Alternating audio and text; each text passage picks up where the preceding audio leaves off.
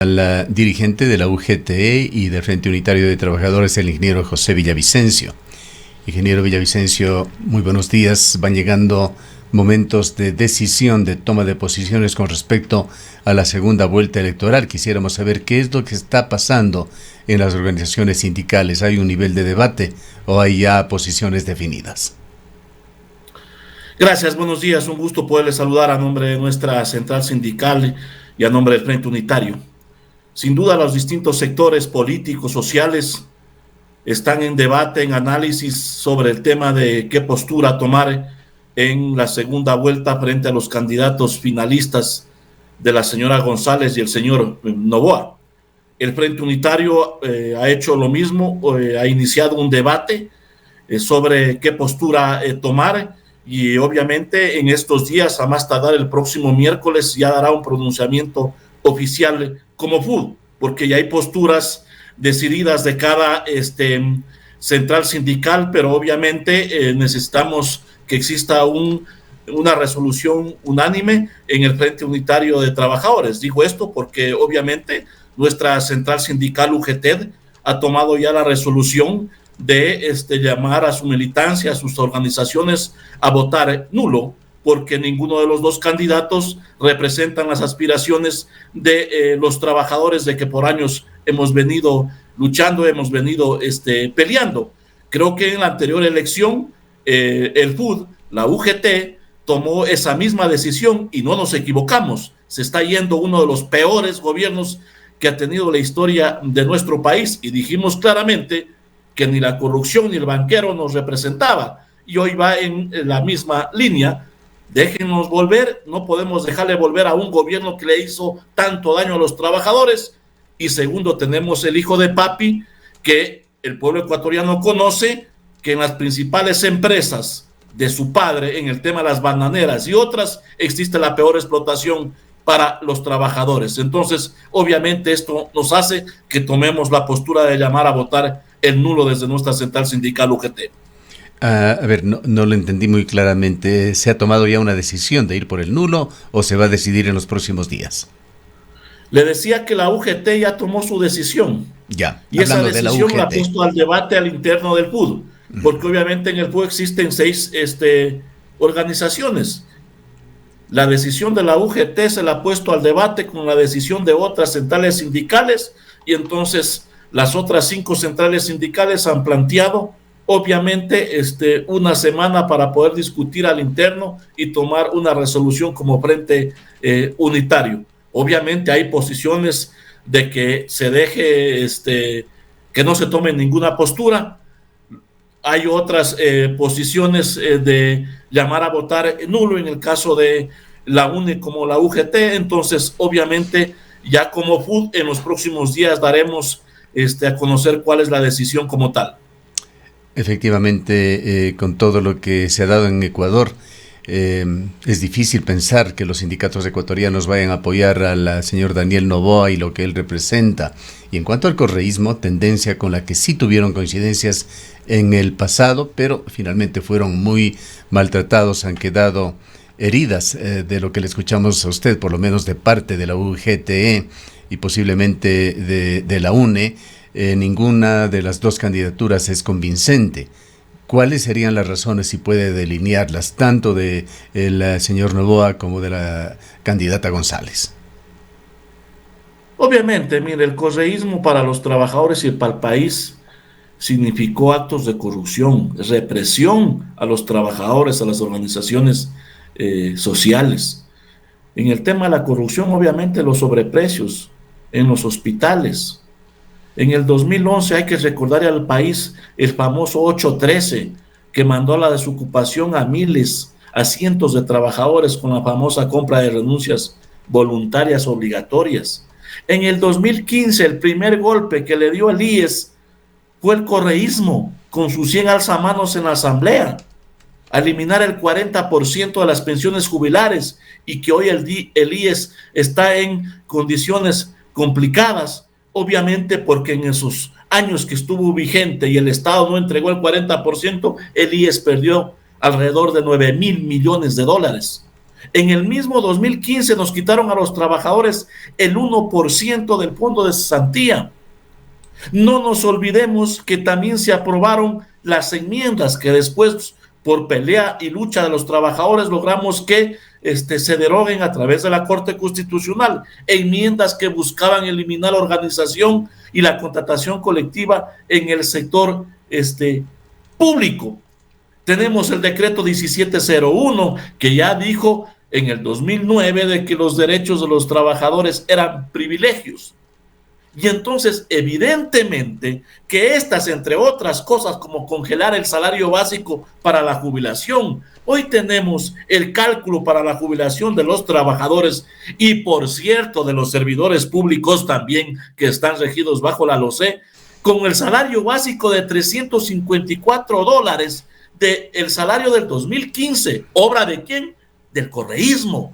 Y entonces esto no puede olvidar el pueblo ecuatoriano, no podemos olvidar los trabajadores, las leyes que han afectado los derechos individuales y colectivos como tal. Y obviamente, por otro lado, el señor Noboa, yo decía, en las empresas bancaneras hoy es donde existe la precarización laboral, donde no existe ni siquiera afiliación al seguro social, donde no permiten en sus empresas que los trabajadores se organicen para mejorar las condiciones laborales, sociales y obviamente económicas. Y entonces esto hace de que la UGT tome esa decisión de llamar a votar nulo. Y entonces siguen hablando de las privatizaciones del IES, de la educación y otras cosas. Y son elementos por cuales los trabajadores, los sectores sociales y gran parte de la sociedad ecuatoriana hemos venido luchando, trabajando. Entonces, usted tiene tres opciones, si cabe el término hoy: tomar una partida por uno de los dos candidatos, llamar a votar por el señor Noboa o la señora Luisa, o también tomar una decisión que es democrática, que es participativa, como es el voto nulo, y esa es la decisión que hemos tomado nosotros. ¿Cuál es su diagnóstico, ingeniero Villavicencio, sobre qué es lo que ha pasado con la representación política que pueda ser más coincidente con los intereses, con los objetivos, quizá podríamos hablar incluso con los sueños del sindicalismo de los trabajadores ecuatorianos? ¿Qué ha pasado con los partidos políticos con los cuales han tenido coincidencias o de los cuales han sido parte? El Movimiento Popular Democrático, convertido en Unidad Popular, el FADI, el Partido Socialista Ecuatoriano.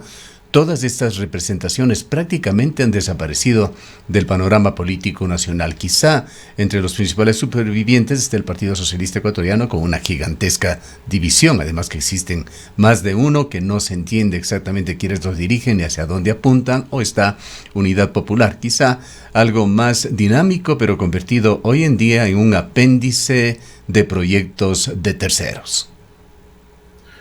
Mire, Unidad Popular sacó una cantidad importante de alcaldes, prefectos, concejales, juntas parroquiales en la elección de febrero del 2023. Y junto a Unidad Popular, al Partido Socialista, Democracia Sí y Somos Aguas, pese a que no es un partido reconocido, fuimos a un proceso unitario, que era lo correcto, que era lo adecuado, que recogía ese proyecto, las aspiraciones por cuales los distintos sectores hemos venido luchando. No se dieron los resultados que aspirábamos.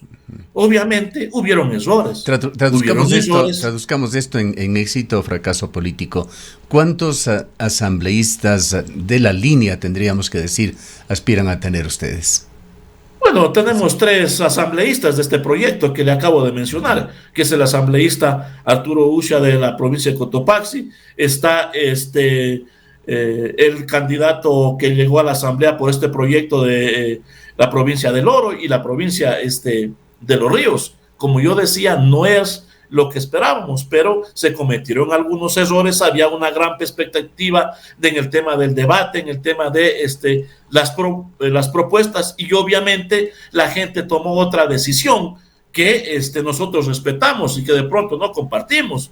Porque miren, del movimiento Construye se elige a 32 asambleístas, y si me preguntan a José Villavicencio, yo conozco a 2, la señora Gisela Molina, que es de la provincia de Cotopaxi, que estuvo hasta el final defendiéndolo a uno de los peores gobiernos que ya se vea en pocos días, que es el presidente Lazo, y el señor Carrillo, que reprimió al pueblo ecuatoriano y es parte de los asesinatos que hubieron de el pueblo ecuatoriano por cogerse el derecho a la resistencia y la protesta social, tanto en la época del señor Lazo como en el tema de el presidente Moreno, y resulta que es el segundo asambleísta más votado.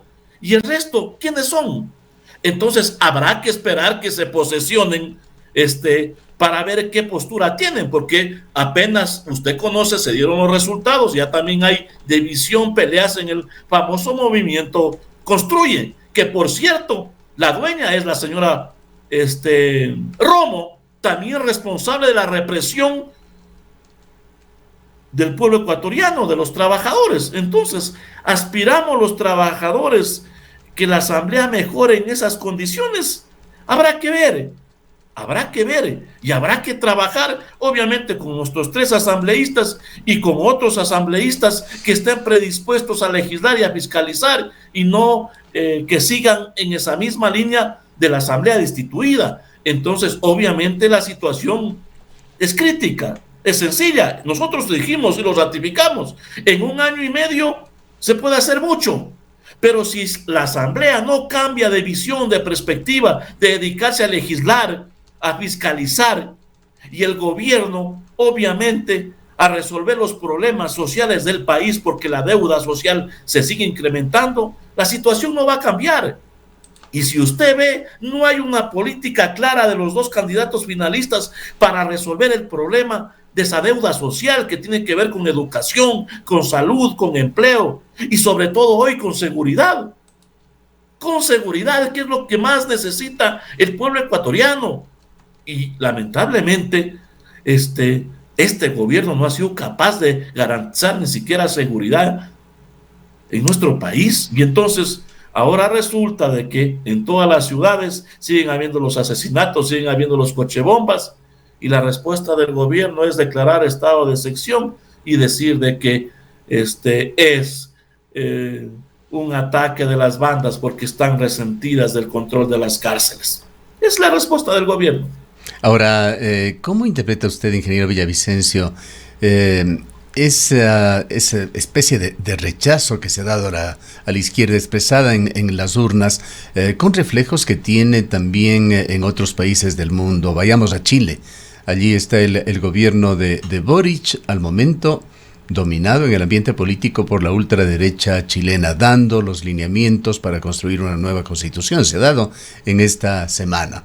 Está ese ascenso del señor Milei, polémico personaje, quien se refiere públicamente y en los mayores escenarios, CNN, en los grandes medios de comunicación, se refiere a la izquierda como la escoria de la política, por no repetir los términos que realmente utiliza. Y está aquí en Ecuador Daniel Noboa, quien viene de una dinastía, de la dinastía Noboa. Él no se ha declarado en realidad en esa línea de Milei como libertario. La vicepresidenta o candidata a la vicepresidencia de Daniela Noboa lo ha hecho, sí, un poco en esa línea, pero con un discurso bastante errático. Esas son las realidades que se tienen y los panoramas que se proyectan también con candidaturas que tienen altas posibilidades de llegar al poder. Yo creo que el país debe hacer conciencia de lo que está pasando en el mundo entero. Hay un sistema capitalista que está en crisis. Y su principal ejemplo se lo vivió en la época de la pandemia, que ahí se desnudaron las realidades de pobreza, de explotación, de miseria en el mundo entero. Pero también debemos estar claros que hay una ultraderecha reaccionaria. Y esa ultraderecha la inició el expresidente de los Estados Unidos, el señor Trump. Luego le siguió el expresidente de Brasil.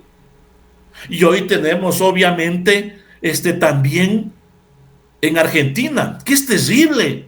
O sea, el Ministerio de Salud no me sirve, fuera. El Ministerio de Educación no me sirve, fuera. Inaceptable. Inaceptable. Una visión neoliberal, ultraderecha, reaccionaria. Y entonces, obviamente, los escorias son ellos, porque los representantes del sistema han sido ellos, un sistema que ya no tiene solución, pues. Y en nuestro país tampoco es la excepción. Un grupo de la derecha o de la ultraderecha ya se movilizó en contra de los trabajadores de las organizaciones sociales aglutinadas por unos sectores en Achiris. Y claro, también habían candidatos de la derecha más reaccionarios, como el mismo señor Villavicencio, que por cierto hoy hacen unidad con el señor Lucio Gutiérrez, y los ecuatorianos ya nos olvidamos quién fue el señor Lucio Gutiérrez. Esa es la realidad que está viviendo. Entonces, obviamente, hay candidatos que siguen viendo cómo representar a este sistema, a defender un sistema de explotación, de miseria. Y frente a eso, obviamente, buscan descalificar a la izquierda, representada en los trabajadores, en las distintas organizaciones. Pero la izquierda también tiene sus fracasos evidentes. Allí está la realidad de Cuba, con la población que sufre una enorme penuria. Allí está la Venezuela de Maduro. Allí está Nicaragua de Ortega. Países que en realidad no quisiéramos que se los emule en Ecuador.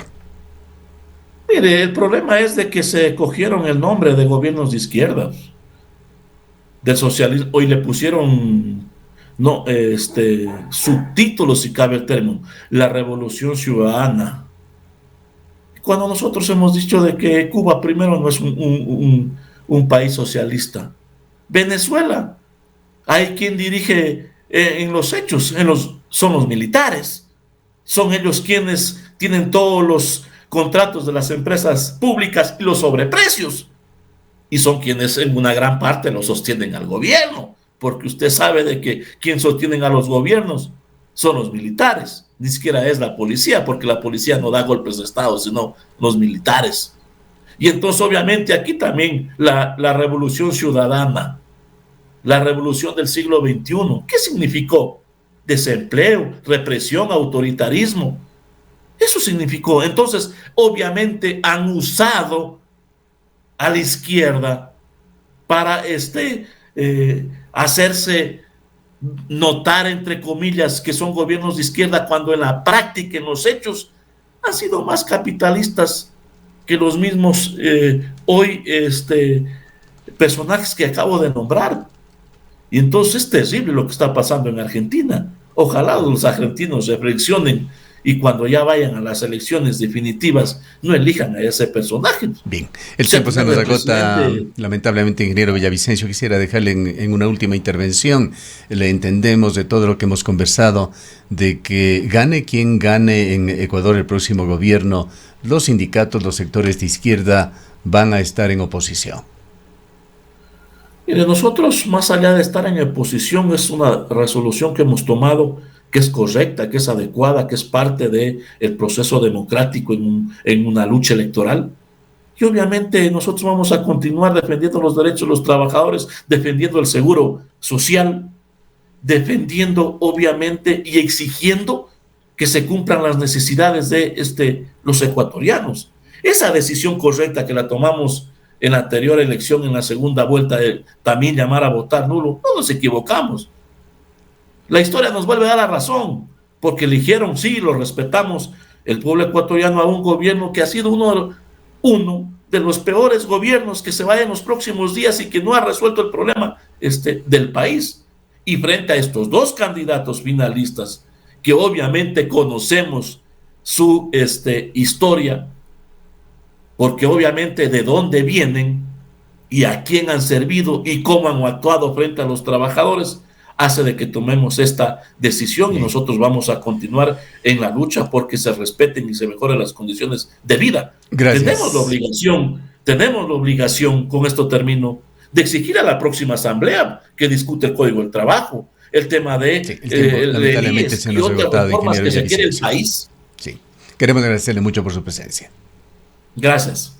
El ingeniero José Villavicencio es dirigente de la UGTE y del Frente Unitario de Trabajadores. Son las 8:34. ¿Mi baño? Descubrí que no solo estaba diseñando el baño que soñé.